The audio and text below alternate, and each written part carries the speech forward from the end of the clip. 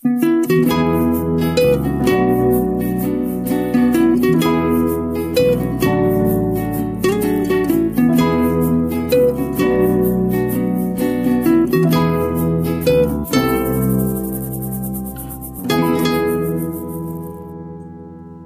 teman-teman semuanya, balik lagi di Noise Live episode kedua ya guys. Mungkin kita balik lagi untuk ngobrol-ngobrol di episode kali ini. Dan kali ini kita akan ngobrolin hal yang mungkin menarik juga ya, dengan geser yang juga seru nantinya. Sebenarnya di episode kali ini kita akan membahas tentang cerita titik terendah. Dan karena ini sebenarnya kan aku yang nulis juga nih untuk episode-nya, karena emang juga aku dengerin satu podcast di aplikasi lain maksudnya, terus atau juga ada based on untuk pengalaman pribadi juga ya. Mungkin nanti ya kita akan ngobrol bareng juga dengan Geser juga, dan mungkin kita juga akan mengulik juga sih bagaimana dari cerita titik terendah ini kita bisa bangkit dan akhirnya balik lagi ke sebelumnya gitu ya. Hari ini aku nggak sendiri, ada dua guest star, ada Dea dan juga Haira. Halo, apa kabar? Halo Kak. Halo, apa kabar? Sekarang lagi sibuk apa nih teman-teman? Aku sekarang lagi kuliah aja sih Kak. Kalau aku persiapan mau kuliah. Oh, berarti kalau Dea berarti sekarang kuliah di mana nih? Aku di UPH kuliahnya. Itu jurusan apa nih berarti di UPH? Aku jurusan psikologi Kak. Berarti kamu sering banget ya dengerin curhatan orang ya? Iya.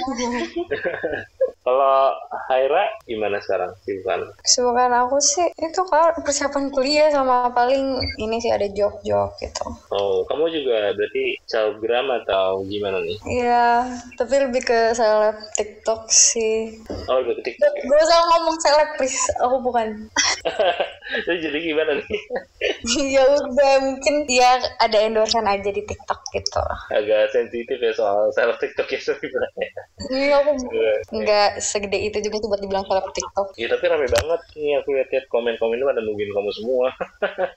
Pas ada kita di Instagram mau share terus terus dari CC itu baru muncul banget komen-komen tuh pada semua. Tadi udah sama-sama nge-share mungkin sibuknya apa, sama-sama mungkin lagi ke dunia pendidikan atau cuman ngampus doang ya, nggak ada lagi. Aku ngampus sama kadang freelance model buat photoshoot, atau enggak aku makeup sih Kak, makeup artist. Oh ya. Keren banget. Oh, ini tadi katanya kamu masuk tadi aslinya udah ada Iya, makanya. pelaku industrinya nih. Berarti nanti bisa sharing-sharing aja tuh tentang Ini dia konsul iya ke KD.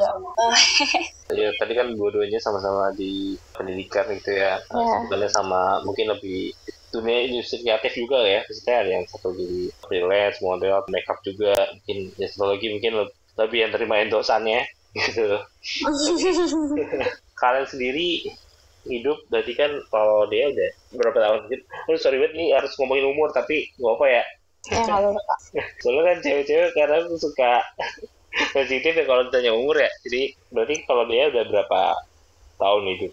Berarti Aku 19 tahun Kak sekarang. pasti masih 17 ya. 18. Oh, 18. Heeh. Beda setahun nih sama kali ini.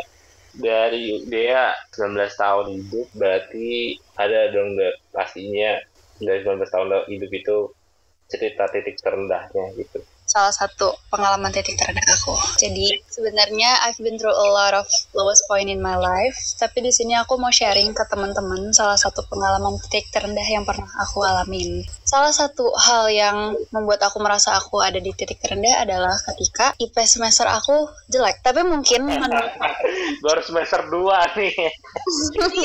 tapi mungkin menurut beberapa dari teman-teman di sini kelihatannya sepele, tapi menurut aku tuh enggak. Karena pada saat itu aku tuh ngerasa aku ngedown banget, karena aku ngerasa aku udah ngasih yang terbaik, ngerjain tugas sampai nggak tidurnya berantakan, terus juga sempat sakit-sakitan, tapi ternyata hasilnya tuh tetap mengecewakan.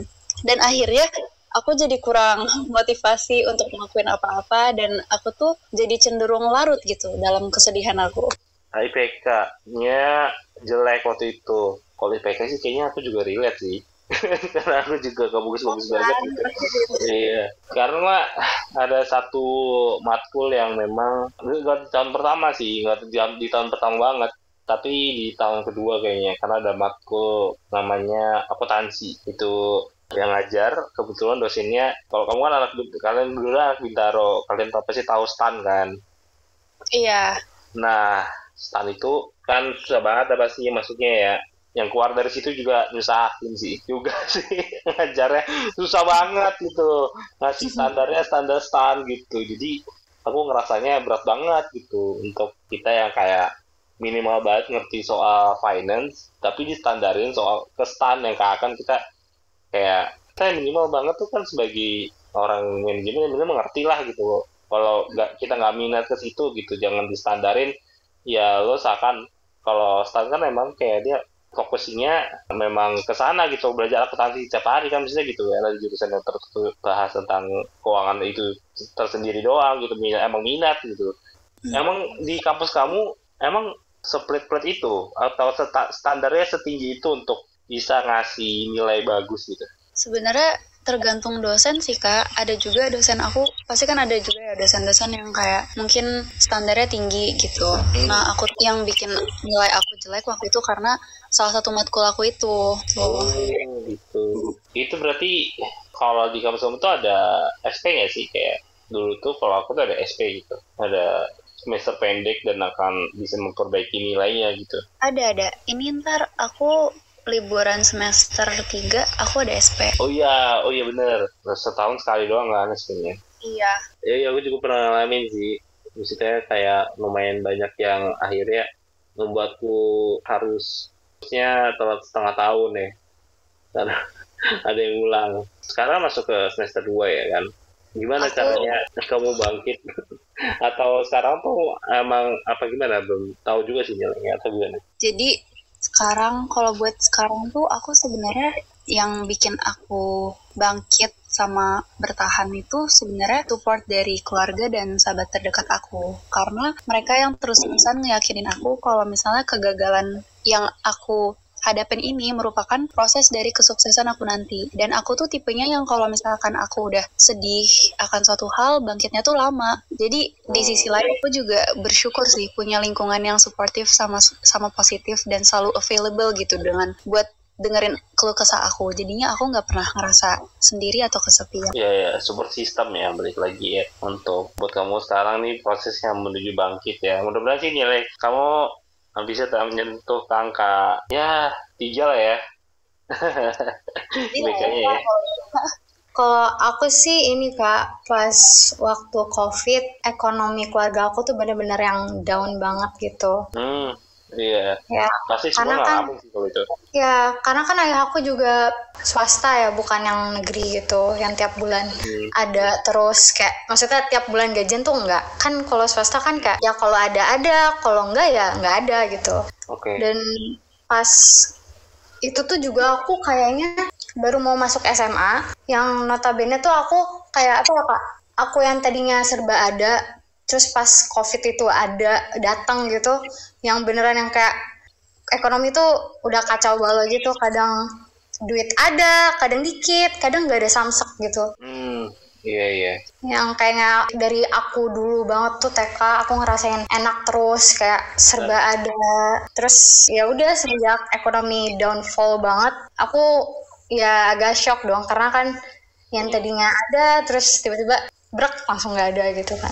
Walaupun sebenarnya ini kan memang ekonomi sampai sekarang pun juga Iya benar. Global ya sangat ngaruh banget juga benar banget. Luar COVID. Tapi aku juga sama sih. Aku juga jadi kan kita briefingnya. Kamu tahu aku sekolahku di mana gitu. Tapi aku mengalami dari progres, misalnya dari uang jajannya dari ya mungkin 10.000, 20.000 gitu. Karena aku juga waktu SD tuh sempet ada program catering juga gitu. Iya, jadi sempet catering juga. Jadi uang jajannya nggak begitu besar gitu. Karena udah, maksudnya ada terjemput, terus habis itu catering, jadi ya nggak begitu dapat uang jajan lah. Itu waktu SD ya. Yang waktu benar-benar lumayan dapat uang jajan ya, mulai kayak udah naik antar jemput, catering juga enggak gitu kan. Iya benar. SMP mulai naik juga. Nah berasa banget dapat uang jajan berlimpah tuh sebenarnya di SMA gitu. Karena tapi nggak berlimpah banget sih, kayak karena di kelas 1 sama kelas 2 tuh aku sempat ngalamin kayak sempat awalnya antar coba juga, tapi lama sendiri ya karena lama kan, malas nunggu lah soalnya gitu kan, lumayan ya udah pulang sendiri aja. Sempat ngalamin naik angkot juga misalnya gitu. Nah, lebih berlimpah itu di kelas 3 SMA kelas 12 karena Kalau aku SMP sih, SMP ya. uang gue tuh kayak sehari tuh bisa 100.000 Kak, sehari doang. Nah itu juga aku pernah segitu, dia kayak itu. Ya kan, terus yang bener-bener SMA nggak jajan sama sekali, nggak temen-temen doang jajan. Aku yang kayak nahan lapar, ngeliat mereka makan tuh ngiler doang. Iya, aku SMA karena kelas 3 mulai dikasih kendaraan motor, isi juga mungkin berapa hari sekali ya, paling 20.000 tuh isinya gitu. Iya. Kelas 10.000 sisanya banyak banget kan, terus kayak wah gila, foya banget itu, foya banget. Kayak bener-bener, aduh gila, bisa jajanin temen tiap hari itu bener dah. Kayak, Iya kan? temen tuh nempel aja karena kita tahu kita 100.000 gitu sehari. Dan lebihnya banyak banget kan, itu 5 hari berarti 500 gitu. Gila ya tuh. Itu tuh wah gila tuh SMA tadi paling berlimpah banget. Kalau kuliah kan nggak setiap hari ya, kayak sekolah kan, maksudnya Iya. jam-jam tertentu aja, dan kayak nggak selalu yang kayak kita pulang malam gitu, atau seharian di kampus gitu. Aku cukup kupu-kupu ya, orang tahu apa enggak, tapi kalau dia kayaknya udah hafal nih soal istilah kupu-kupu. Kupu-kupu. Karena aku juga kupu-kupu, Kak. Oh iya? Apa itu? Iya. Ya nggak ikut organisasi gitu-gitu kan? Kayak udah pulang aja, pulang. Aku ikut organisasi, tapi organisasi aku tuh nggak yang sesibuk itu. Jadi kalau misalkan aku ada rapat, ya aku rapat. Tapi kalau nggak ada apa-apa, aku bener-bener pulang gitu. Iya. Ya, kalau aku benar-benar di tahun pertama, kedua juga nggak pernah mau ikut apapun gitu, udah pulang aja. Baru mulai mau coba-coba tuh mungkin kelas 3 kelas 4, karena aku ngerasa aku mau kayak adaptasi dulu gitu lingkungannya gitu. Balik lagi ke Haira tadi, gimana akhirnya bertahan dan mungkin mencoba bangkit dari titik terendah yang kayak kita nggak tahu ada makhluk bernama COVID menyerang dunia gitu kan, dulu kayak mau kiamat. Iya, sumpah. Ekonomi semua jatuh, jadinya kita apa nih finansial gitu kan, orang-orang banyak banget ngomongin soal finansial, tahu-tahu jadi akhirnya kita malah melek soal finansial gara-gara COVID. Ya, Kak, itu tuh bahkan sampai bunda aku tuh jual cincinnya tuh buat buat beli sayuran gitu-gitu, buat beli makanan. Karena aku ingat banget di dompet orang tua aku tuh cuma tinggal 10.000 doang buat makan. Aku ingat banget, Kak. Itu sedih banget sih. It breaks my heart. Wow, itu pasti kita disuruh diminta tiba-tiba kayak kita harus prihatin banget kan. Ya. Iya. Tadi makan bisa. Nah, GoFood. Makan tuh kayak ya udah keluar 1 juta juga nggak masalah dulu, terus kayak sekarang tuh kayak ya bikin kayak gila ya makan 1 juta doang kayak gitu. Iya. Pokoknya semenjak COVID tuh udah berubah semuanya, my lifestyle, everything. Tapi di saat itu juga teman-teman pada tetap solid atau ada yang tiba-tiba meninggalkan karena gaya hidup berubah, semua kondisi berubah? Untungnya sih, Kak, aku tuh sukanya yang small circle, tapi ya orang-orangnya baik gitu. Jadi aku nggak peduli kalau misalkan di SMA nih aku nggak terlalu punya banyak teman, tapi sebenarnya banyak sih. Orang banyak dicariin. Ya cuman yang deket ya dikit, maksudnya yang literally deket banget gitu. Yeah. Karena ya sebenarnya lebih enak gitu sih, Kak. Karena kalau buat apa aku punya banyak kayak nyari temen yang kayak mungkin notabene kayak aku nyari yang ini nih dia cantik nih, aku mau temenan sama dia gitu, kayak gitu itu nggak bakal selesai, Kak. Aku dengan nyari yang temen yang stay with me kapanpun situasinya, ya, kayak teman-teman aku sekarang aja sih. Benar. Tapi juga kadang kalau aku ya, maksudnya kalau aku kan lebih ke gimana caranya meningkatkan dan memanfaatkan networking ya sekarang gitu. Jadi kayak aku sebanyak-banyaknya aku tahu nih orang anak artis gitu, aku deketin supaya deket sama artis misalnya gitu kan. kenal gitu, atau dia anak pejabat misalnya, jadi kita punya networking gitu sekarang udah ke tahap kayak umur-umur yang atau masa-masa yang kayak gitu tuh mulai. Karena kan ini umur aku kan udah hitungannya orang udah matang sebagai misalnya nabi kan, jadi maksudnya menikah tuh di umur 25 gitu kan. Ini kan kita sama-sama muslim di sini ya gitu kan. Nah iya kan di umur-umur matang pasti kan banyak juga teman-teman aku yang justru di umur ini udah mulai matang secara finansial, secara umur, kemudian secara mungkin juga working juga kan gitu kan, maksudnya gitu. Iya itu menurutku jadi menarik banget karena relate juga aku juga ngalamin kayak cerita titik terendah aku sih banyak banget ya, kayak tadi IPK nggak pernah beneran nih, IPK kagak pernah di atas, nggak pernah nyentuh 3, hampir doang gitu, gara-gara gitu nggak ngerti ya Pak. Karena kita jelek atau misalnya ngulang di salah satu matkul doang gitu, itu ngaruhnya seabrak-abrak itu.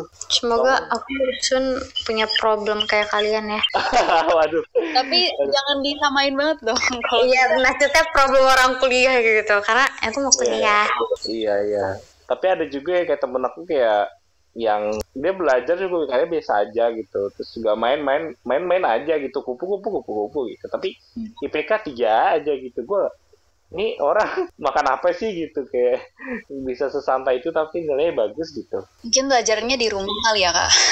Mungkin ya, tapi aku tuh malah sebenarnya aku lihat kayak adekku kan, tipikal orang kayak mereka nggak nyatet, mereka juga bawa buku juga malas gitu kadang, tapi mereka tuh daya tangkapnya kencang banget gitu untuk nangkep pelajaran, jadi kayak udah santai aja, udah jalan aja gitu. Kita balik lagi ke soal cerita titik terendah dari kalian, ada lagi nggak mungkin cerita lain gitu, misalnya dalam hal pertemanan, percintaan mungkin? Kalau soal percintaan pasti ada ya. Aku juga sempat ada di fase toxic relationship, kayak ya badan aku biru-biru segala macam, aku sempat ada. Wah. Tapi tapi kayak aku nggak mau ceritain soal itu karena aku udah lewat lah fase-fasenya. Jadi aku mau ceritain yang lebih ringan aja untuk diceritain. Di sini kan kayak tadi yang di insight yang kalian dapat, mungkin kalau dia gitu ya, tadi cerita titik rendahnya lebih ke nilai ya. Jadi kamu pelajar besar apa yang akhirnya kamu jadiin untuk kedepannya gitu? Apa kamu makin rajin menyapa dosen atau gimana nih supaya nilai kamu jauh lebih baik? Waktu itu tuh aku bisa kayak kurang bagus nilainya gara-gara aku kurang bisa management gitu loh Kak. Jadinya semuanya keteteran dan jadinya ada yang gak kekerjain tugasnya, terus jadi beberapa kali telat masuk kelas, terus absennya jebol gitu-gitu Kak. Jadi kayak sekarang aku belajar untuk ningkatin time management aku aja sih antara kuliah dan kehidupan sehari-hari. Support system kan tadi kalau dia ada ya, kayak ada nggak super inspirasi misalnya buat kamu akhirnya bisa bangkit juga, akhirnya juga gitu, bisa nonton film apa atau konten apa misalnya? Kalau aku sendiri, sumber inspirasi aku tuh sebenarnya sahabat aku sendiri Kak. Karena kita tuh sama-sama pernah di posisi ini, dan surprisingly teman aku tuh malah ngejadiin kegagalan tersebut itu tuh motivasinya dia buat bangkit. Sementara kalau aku udah ngerasa gagal, aku tuh nggak bisa ngejadiin hal itu tuh sebuah motivasi. Tapi karena ngelihat teman sendiri punya ambisi dan percaya diri yang kuat, aku jadi terinspirasi juga gitu buat tetap bangkit dari kegagalan. Jadi kan istilah lainnya kayak kalau dia bisa kenapa gue enggak gitu. Iya, setuju banget sih. Iya. Semua orang tuh punya kesempatan yang sama. Justru ada juga yang banyak orang yang kayak ya berarti soal, apalagi soal privilege ya. Justru sebenarnya ya kan kadang kan suka enak kayak ya lo kan kaya enak gitu. Kadang suka gitu kan. Ada yang kayak gitu kan. Oh ya lo kan enak pinter. Lo kan enak ini, lo kan enak gitu ya kan. Iya. Nah, sebenarnya tiap orang tuh punya privilege masing-masing yang justru sebenarnya tinggal gimana caranya kalian tahu privilege kalian apa dan cara memanfaatkan si privilege itu kan. Privilege-nya lo punya kemampuan di kreatif misalnya, ya lo manfaatin kreativitas lo untuk misalnya lo ada di dunia industri kreatif misalnya, atau lo punya kemampuan apa ya itu yang, nah itu susahnya di pendidikan kita tuh kayak kan kita tuh harus dituntut bisa semua kan gitu. Iya. Itu yang kayak jadinya kita tuh gak bisa fokus sama apa yang sebenarnya kita kemampuan kita gitu loh, karena emang kita dituntut untuk bisa semua. Kayak tadi aku kan aku nggak bisa akuntansi, nggak dilulusin, akhirnya aku IPK aku berantakan gitu, harus ngulang kan gitu. Ya itulah. Kalau aku sih kan karena di posisi itu kan harus gerak terus ya, karena kalau nggak kayak gitu ya udah nggak ada pemasukan atau sama sekali. Waktu itu kan bunda aku jual emas, terus kayak berusaha apa sih yang bisa kita jual sekarang gitu. Terus kayak aku sama keluarga aku tuh berusaha buat, kebetulan kan aku sama bunda aku tuh jago masak gitu. Jadi waktu itu aku jualan martabak Kak lewat online. Oh. Ya. Terus ayah aku juga karena dia udah nggak ada pemasukan lagi, akhirnya dia jadi waktu itu sempat jadi supir online gitu.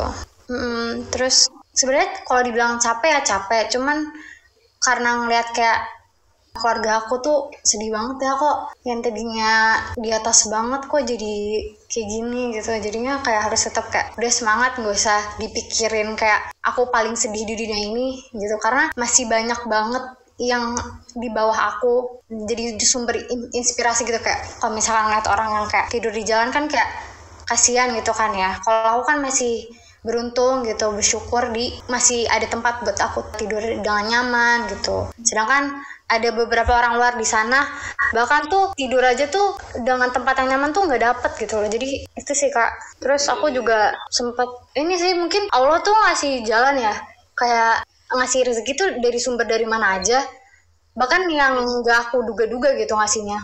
Ya itu aku iseng-iseng TikTok jadi dapat penghasilan gitu loh. Jadi aku bisa ya bantu-bantu dikit lah ekonomi keluarga gitu. Ya benar sih, benar. Aku juga pikir ya, kita sebagai, kamu berdua anak pertama berarti? Aku anak 2. Oh, masih ada kakak kamu ya?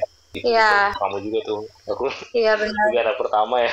Apalagi itu posisinya kita sama-sama masih sekolah Kak. Waktu itu ini sampai sekarang sih, cuman sekarang alhamdulillah udah agak better lah. Ya, alhamdulillah sih. Kayak pasti ada momen kita. Ya kan kalau kamu lihat, gimana ya, kalau kamu mungkin kayak di bursa saham deh, kamu cari deh bursa saham ya. Apa itu ada kayak cara ya saham loh gitu.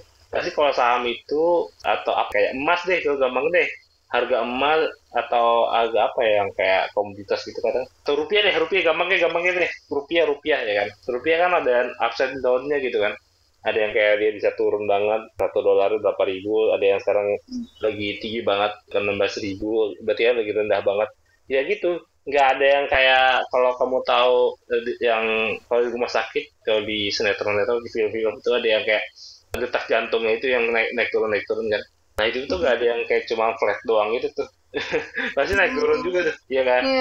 Iya, nggak ada yang kayak gelombang juga, pasti naik turun semua, nggak ada yang cuma flat doang gitu. Yang menyatakan kamu hidup, selama kamu hidup berarti kan gelombangnya masih naik turun berarti. Gitu. Iya benar. Berarti ini benar-benar mempengaruhi hidup kamu juga ya, cerita titik terendah ini mempengaruhi pandangan terhadap hidup ya. Iya. Mulai merasa, oh ini hidup sebenarnya. Sumpah Kak, iya. Aku tuh awalnya tuh kayak pas dulu ya Kak, pas dulu itu tuh kayak kenapa sih orang dewasa kok kayaknya ngeluh mulu gitu. Misalkan kalau aku lihat di IG gitu kayak jadi dewasa bla bla bla. Aku kan nggak tahu ya Kak, karena aku nggak ngerasain gitu. Terus aku belum dewasa aja udah ngerasain kayak oh iya oke, pantas kayak gitu. Jadi kayak baunya mengeluh aja. Cuman kayak ya udahlah, kayaknya dijalanin aja deh. Iya. Kalau dia karena nilai, apakah itu merubah cara pandang hidup? Kalau dia kira-kira. Iya. Jadi kayak yang aku bilang tadi sih, kayak aku ngelihat teman aku punya ambisi yang kuat dan menjadikan kegagalan itu sebuah motivasi. Mungkin aku jadi ngelihatnya tuh kayak di balik semua hal negatif yang kita alamin, di balik semua kesedihan yang kita rasain, itu tuh nggak semuanya akan berakhir jadi negatif semua. Kita harus bisa ngelihat dari sisi yang lebih luas, atas, bawah, kanan, kiri. Gak cuma ngelihat dari pandangan kita yang lurus aja gitu. Dan kejadian buruk itu emang most of the time kita nggak bisa kontrol. Tapi yang bisa kita kontrol adalah bagaimana kita memilih untuk perceive kejadian itu. Apakah kita mau bangkit dari situ, atau kita milih untuk terus-terusan larut dalam kesedihan yang ujung-ujungnya tuh depresi sendiri gitu akhirnya. Apa saran atau pesan bagi teman-teman yang lagi ngalamin titik terendah dalam hidup mereka di saat ini mungkin. Salah satu saran ya. Iya, pesan atau saran. Iya. Pesan atau saran bagi teman-teman mungkin yang sedang mengalami titik terendah, itu nggak apa-apa banget menurut aku. Rasain aja sedihnya, kecewanya, marahnya, atau segala respon emosi yang emang terjadi secara natural gitu. Terus pemikiran negatif sama emosi itu sebenarnya nggak apa-apa kita rasain, tapi kita nggak boleh menjadikan itu alasan akan perilaku buruk kita. Kita tetap harus bisa atur emosi sama pemikiran tersebut, biar kita tuh nggak memanifestasikan itu secara jelek dan jatuhnya kayak ngerugiin diri sendiri dan orang lain. Coba ambil waktu buat diri sendiri, nenangin diri, atau apapun yang emang works untuk menjernihkan dan dinginkan perasaan dan pemikiran kalian. Abis itu, coba baru evaluasi diri, analisa diri, cerita sama orang yang emang kalian nyaman dan dipercaya, terus keluarin aja emosinya secara positif dan sehat sih. Ya mungkin ada banyak orang yang ngalamin kayak aku pastinya, yang down. Pokoknya menurut aku maybe that's probably how the universe forcing you to stand on your own 2 feet. Pokoknya saran dari aku, jangan terlalu dipikirin, just keep on going gitu. Karena kalau dipikirin terus ujungnya jadi stres, terus jadi nggak terima keadaan kita. Karena lama kelamaan bakal kebiasaan rasa sakit yang dikasih saat ini. Insya Allah kedepannya bakal dikasih semua impian kita. Pokoknya beban-beban yang sekarang mungkin kita disuruh rasain dulu. Jadi intinya kayak jalanin dulu aja gitu ya, apa yang emang benar. Karena kalau diteratapin mulu kan kayak kita nggak akan keluar dari zona jelek itu gitu. Kita bakal stuck gitu di situ dan jadinya kita nggak jalan. Yang mau konsul bisa ke Kadia ya. Waduh, semester 2. Oke, menarik banget sih ya. Untuk mungkin ya karena terbatas waktu juga, kita batasi mungkin ya obrolan kita hari ini. Mungkin nanti up next kita bisa ngobrol-ngobrol lagi. Mungkin yang bisa kesimpulan adalah ya tadi tetap aja sesuai dengan game plan kalian aja. Jadi kalian punya tujuan untuk apa dan tetap semangat ya, walaupun kadang ya itu tadi hidup kan adalah roller coaster, jadi kita bisa naik turun lah gitu. Yes. Dan ya semoga apa yang diceritain sama Dea dan juga Kaira bisa jadi insight juga buat teman-teman yang dengerin.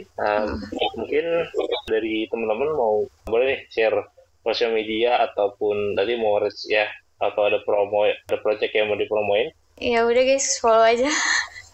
Follow aja TikTok Pokai sama IG-nya Kaira Putri Fadila. Sama mungkin yang mau follow IG aku boleh juga follow IG aku HNDT dia. Ada di IG-nya podcast Sunstory juga. Jangan lupa tadi follow dan langsung ikutin aja Instagram atau sosial media-nya yang lain dari Hera juga dia.